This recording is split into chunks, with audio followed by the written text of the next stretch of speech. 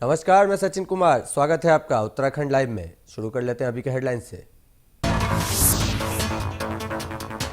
CM Dhami ने प्रदेशवासियों को दी संविधान दिवस की शुभकामनाएं। संविधान को बताया देश की आत्मा।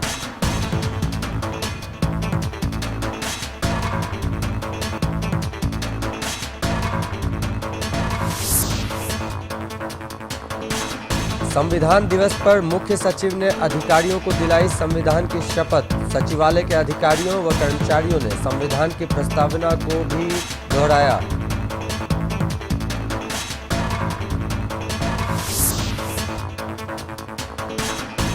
केदारनाथ के बाद निकाय और पंचायत चुनाव में लगी कांग्रेस। महारा ने कहा, वरिष्ठ नेता निकायों में जाकर कर रहे रिपोर्ट तैयार, बस सरकार के आदेश का इंतजार।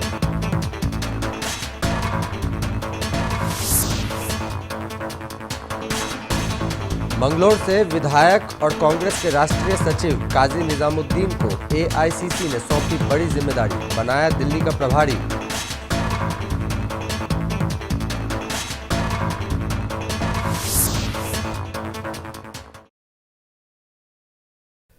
खबरें विस्तार से। मुख्यमंत्री पुष्कर सिंह धामी ने संविधान दिवस पर प्रदेशवासियों को शुभकामनाएं दी हैं। मुख्यमंत्री ने संविधान दिवस की पूर्व संध्या पर जारी संदेश में कहा कि संविधान हमारे देश की आत्मा है। यह प्रत्येक भारतीय के गौरव, अधिकार और सम्मान का रक्षक भी है। मुख्यमंत्री ने भारतीय संविधान के शिल्पकार बाबा साहब अम्बेडकर जी को नमन करते हुए कहा कि विश्व में भारत की विशिष्ट पहचान बनाने में भारतीय संविधान की विशेष भूमिका है। मुख्यमंत्री पुष्कर सिंह धामी ने कहा कि संविधान में प्रत्येक नागरिक के लिए मौलिक अधिकारों के साथ ही कर्तव्यों का भी उल्लेख किया गया है। संविधान प्रदत्त अधिकारों का उपयोग करना ही नहीं, इसके मूल्यों की रक्षा करना भी हर नागरिक का कर्तव्य है। मुख्यमंत्री ने कहा कि राष्ट्र की प्रगति और सांस्कृतिक प्रतिष्ठा के पुनर्स्थापना में संलग्न रहकर हम सबको एक भारत श्रेष्ठ भारत निर्माण में अपना योगदान सुनिश्चित करना होगा।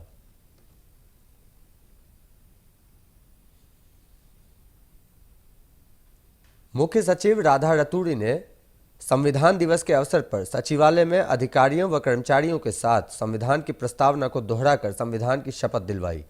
इस अवसर पर पुलिस महानिदेशक दीपम सेठ, प्रमुख सचिव R K. Sudhanshu, ADG AP.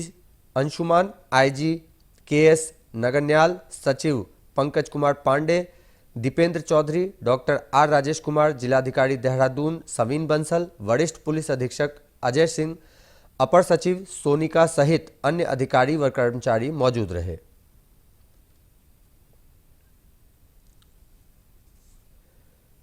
Uttarakhand Congress में निकाय चुनाव के लिए अपनी तैयारी पूरी होने की बात कही है। उत्तराखंड कांग्रेस के प्रदेश अध्यक्ष करण माहरा की माने तो भाजपा भले ही तैयारी की बात करती हो, लेकिन कांग्रेस ने निकाय चुनाव के लिए अपनी तैयारी बहुत पहले शुरू कर दी थी, जिसमें पार्टी के वरिष्ठ नेता निकायों में जाकर पूरी रिपोर्ट तैयार करने का काम कर रहे हैं। साथ ही कांग्रेस में भाजपा की तैयारी के साथ साथ सरकार के द्वारा निकाय चुनाव में की जा रही देरी को लेकर भी सवाल खड़े किए हैं।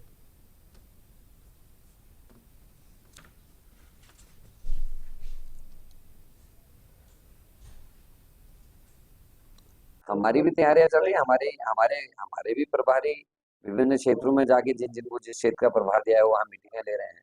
प्रकाश जोशी जी हमारे हरिद्वार क्षेत्र की, कुंजवाल जी नैनीताल क्षेत्र की, इस तरीके से नैनवाल हैं सतीश नैनवाल जी, वो हमारे पिथौरागढ़ क्षेत्र की बैठकें ले चुके हैं और पर्यवेक्षक भी अपने स्तर पर बैठकें ले रहे हैं। अब ये तो सरकार, इसका जवाब सरकार देगी। सरकार की किस बात का भरोसा कर रहे हैं?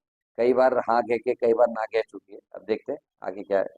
कांग्रेस के राष्ट्रीय सचिव और मंगलोर विधानसभा से विधायक काजी निजामुद्दीन को पार्टी आलाकमान ने बड़ी जिम्मेदारी सौंपी है, जिसकी जानकारी देते हुए कांग्रेस प्रवक्ता शीशपाल बिष्ट ने बताया कि काजी निजामुद्दीन को दिल्ली एआईसीसी इंचार्ज बनाया गया है। काजी निजामुद्दीन के पास संगठन में राष्ट्रीय सचिव की भी अहम जिम्मेदारी पहले ही है और दिल्ली एआईसीसी प्रभारी की मिली जिम्मेदारी पार्टी के शीर्ष नेतृत्व ने सौंपी है। ऐसे में मंगलोर विधानसभा से विधायक काजी मोहम्मद निजामुद्दीन को दिल्ली का एआईसीसी प्रभारी नियुक्त होना उनके और पार्टी के कार्यकर्ताओं के लिए हर्ष का विषय है।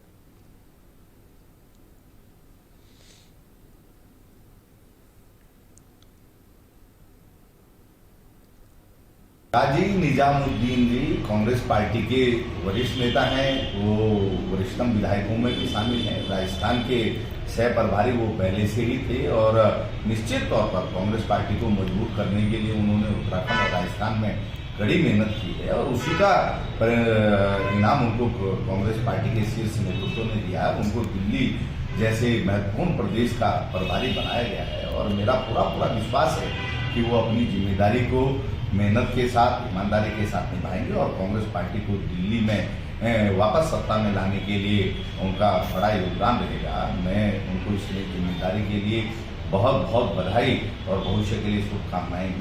देहरादून के गढ़ी कैंट थाना क्षेत्र के अंतर्गत गाजियावाला में एक घर में अवैध रूप से हाउस पार्टी की जाने के मामले को लेकर पुलिस ने रेड कर 40 लड़के और 17 लड़कियों को धर दबोचा। इस बात पर देहरादून के एसपी सिटी प्रमोद कुमार ने कहा कि एसएसपी देहरादून को गोपनीय सूचना प्राप्त हुई थी कि एक निजी आवास में अवैध रूप से बार संचालित किया जा रहा है और उसमें युवा अवैध रूप से शराब सेवन कर रहे हैं, जिसे देखते हुए आबकारी विभाग की टीम के साथ पुलिस ने दबिश की। साथ ही उन्होंने कहा कि जब उस बार के लाइसेंस की जांच की गई तो कोई वैध दस्तावेज प्रस्तुत नहीं किए गए, जिसके लिए भवन स्वामी के खिलाफ आबकारी अधिनियम के अंतर्गत मुकदमा दर्ज कराया गया है और शराब का सेवन कर रहे युवक युवतियों पर 81 पुलिस एक्ट के खिलाफ चालान किया गया है।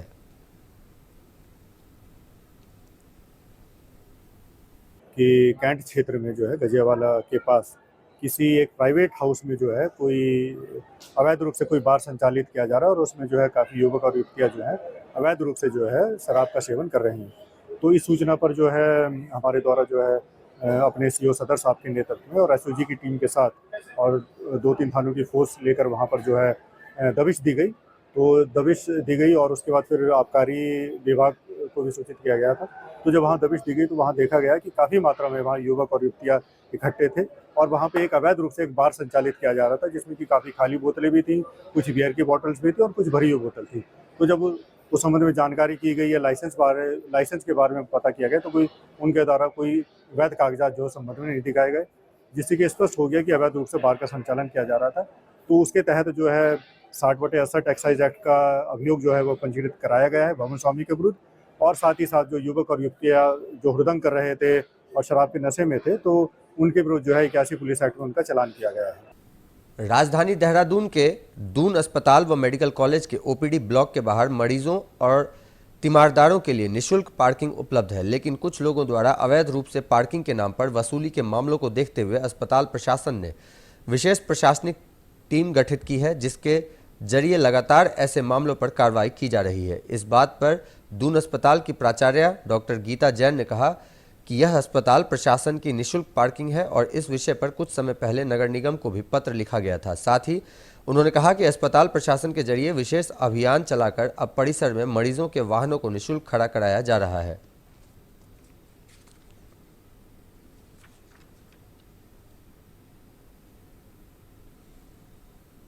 तो हमारा यही हम लोग शुरू में जब मैं आई थी तब भी हम लोगों ने जो है निगम को लेटर लिखा था कि इस पार्किंग, क्योंकि आप सोचे वहाँ पे गाड़ी फिर अंदर घुसाने में कई बार बहुत प्रॉब्लम हो रही थी, क्योंकि इतने सारे वेंडर्स का कहीं कोई फल वाला खड़ा हो जा रहा है, कोई अपनी गाड़ी वहाँ लगा दे रहा है, ऑटोज लगे रहते थे वहाँ पे, तो अंदर इवन एम्बुलेंस तक को अंदर ले जाने में बहुत परेशानी दिक्कत का सामना करना पड़ रहा था।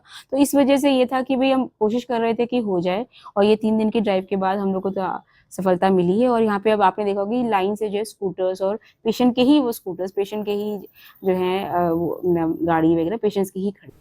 प्रदेश के नवनियुक्त शिक्षकों में से अमूमन शिक्षकों को पहाड़ी क्षेत्रों में जाने की दिलचस्पी देखने को नहीं मिल रही है, जिसकी वजह से वो काउंसलिंग के बाद कार्यभार ग्रहण नहीं कर रहे हैं। इस बात पर उत्तराखंड की डीजी शिक्षा झरना कमठान ने कहा कि बेसिक शिक्षकों 2906 पदों पर काउंसलिंग चल रही थी, जिसमें 4 स्तरों की काउंसलिंग होने के बाद 600 पद पर नियुक्ति होना बाकी है। साथ ही उन्होंने कहा कि 25 नवंबर के बाद शिक्षकों की ज्वाइनिंग की स्थिति स्पष्ट होगी और उसी के बाद 5वें स्तर की काउंसलिंग होगी।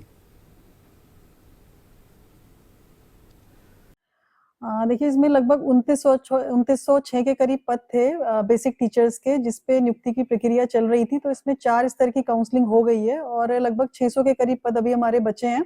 तो उसमें जो लास्ट लेवल की काउंसलिंग हुई थी उसमें टीचर्स को टाइम दिया गया है ज्वाइन करने का। तो 25 नवंबर के बाद इसमें स्थिति थोड़ा स्पष्ट होगी कि कितने टीचर्स ने कार्यभार ग्रहण कर लिया है, और उसके बाद जो पदों की स्थिति स्पष्ट हो जाएगी कि कितने पद हमारे खाली भरते हैं, फिर हम स्टेट लेवल पे जो है 5th लेवल की काउंसलिंग करें। पुलिस भर्ती में आयु सीमा बढ़ाने और महिलाओं के अतिरिक्त पद जोड़ने की मांग को लेकर एक तरफ जहां उत्तराखंड बेरोजगार संघ ने सचिवालय कूच किया, तो वहीं विपक्ष लगातार सत्ता पक्ष पर निशाना साध रहा है। कांग्रेस के प्रदेश महामंत्री नवीन जोशी ने कहा कि प्रधानमंत्री मोदी ने कहा था कि अगर डबल इंजन की सरकार आई तो 2 करोड़ बेरोजगार युवकों को प्रतिवर्ष रोजगार देंगे। आज यहां का युवा पूछ रहा है हमारा रोजगार कहां है। रोजगार को लेकर सरकार बिल्कुल भी गंभीर नहीं है। उन्होंने कहा कि अगर आज युवा अपनी मांगों को लेकर प्रदर्शन कर रहा है तो सरकारों के उनके ऊपर लाठी चला रही है, मुकदमे लगा रही है। सरकार नहीं चाहती कि युवाओं को रोजगार मिले। उन्होंने कहा कि सरकार को युवाओं के बारे में सोचना चाहिए और उन्हें रोजगार देना चाहिए।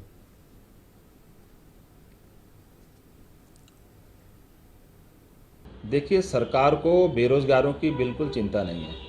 इन्हीं का नारा था इनके प्रधानमंत्री जी का, अगर डबल इंजन की सरकार आई, देश के अंदर बीजेपी की सरकार आई तो हम 2 करोड़ बेरोजगार युवकों को प्रतिवर्ष रोजगार देंगे। आज यहाँ का युवा पूछ रहा है कहाँ है हमारा रोजगार। हमने जो उत्तराखंड बनाया था किस लिए बनाया था? कि हमको रोजगार ना मिले, यहाँ से पलायन बढ़ता रहे। सरकार बिल्कुल भी गंभीर नहीं है। बेरोजगारी का आप आलम देखिए, पिथौरागढ़ के अंदर किस प्रकार से जो भर्ती हुई थी आर्मी की, उसमें खटीमा ब्लॉक परिसर में ब्लॉक प्रमुख रंजीत सिंह नामधारी द्वारा देश की एकता, अखंडता एवं समरसता को समर्पित खटीमा का सबसे ऊंचा तिरंगा 111 फीट का स्थापित किया गया। साथ ही तिरंगा के नीचे स्थापित देश के महान विभूतियों व स्वतंत्रता संग्राम सेनानियों डॉक्टर भीमराव अंबेडकर, सुभाष चंद्र बोस, सरदार उधम सिंह, सरदार भगत सिंह, वीर महाराणा प्रताप, पंडित गोविंद बल्लभ पंत तथा डॉक्टर APJ अब्दुल कलाम की मूर्तियों का अनावरण किया गया। इस दौरान सशस्त्र सीमा बल के जवानों द्वारा तिरंगा झंडा को ध्वज सलामी दी गई। इस अवसर पर क्षेत्र के विभिन्न प्रतिष्ठित कवियों द्वारा उत्तराखंड की संस्कृति, शहीदों तथा देशभक्ति से संबंधित रचनाओं को प्रस्तुत कर कार्यक्रम को रोचक, आकर्षक और मनमोहक बनाया गया। वहीं इस अवसर पर ब्लॉक प्रमुख नामधारी ने अपने कार्यकाल में मुख्यमंत्री पुष्कर सिंह धामी के मार्गदर्शन में हुए विकास कार्यों का उल्लेख करते हुए उपस्थित सभी लोगों का आभार व्यक्त किया।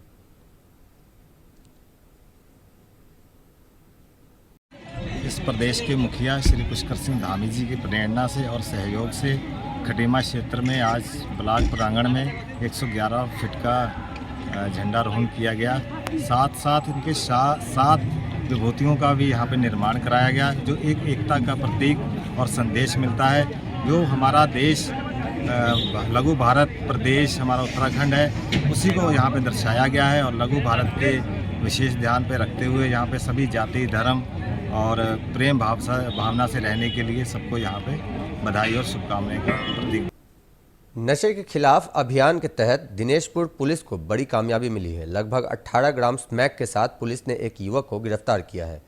आरोपी युवक को विभिन्न धारा में जेल भी भेज दिया गया है। इस दौरान अपर पुलिस अधीक्षक रुद्रपुर निहारिका तोमर ने कहा कि वरिष्ठ पुलिस अधीक्षक उधम सिंह नगर द्वारा नशे का कारोबार करने वाले के विरुद्ध कार्रवाई करने हेतु निर्देशित किया गया था। थानाध्यक्ष नंदन सिंह रावत के नेतृत्व में थाना दिनेशपुर पुलिस टीम द्वारा चेकिंग अभियान चलाया गया। चेकिंग के दौरान आनंद खेड़ा से मोहनपुर को जाने वाले रास्ते पर पॉपुलर की नर्सरी के पास एक युवक को रोककर तलाशी ली गई। उसके पास से लगभग 18 ग्राम स्मैक बरामद हुई है।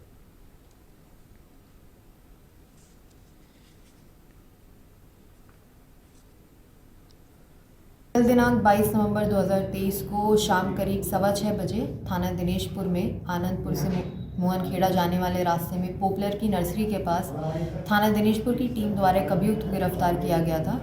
ये अभियुक्त के पास से करीब 17.5 ग्राम स्मैक बरामद हुई। अभियुक्त परमजीत सिंह ग्राम बक्सौरा थाना दिनेशपुर का रहने वाला है और पूर्व में भी अनेक चोरी और NDPS के मामलों में थाना बाजपुर, थाना गदरपुर, कोतवाली रुद्रपुर एवं थाना दिनेशपुर से जेल जा चुका है। अपराधी को गिरफ्तार कर माननीय न्यायालय के समक्ष पेश किया जाएगा।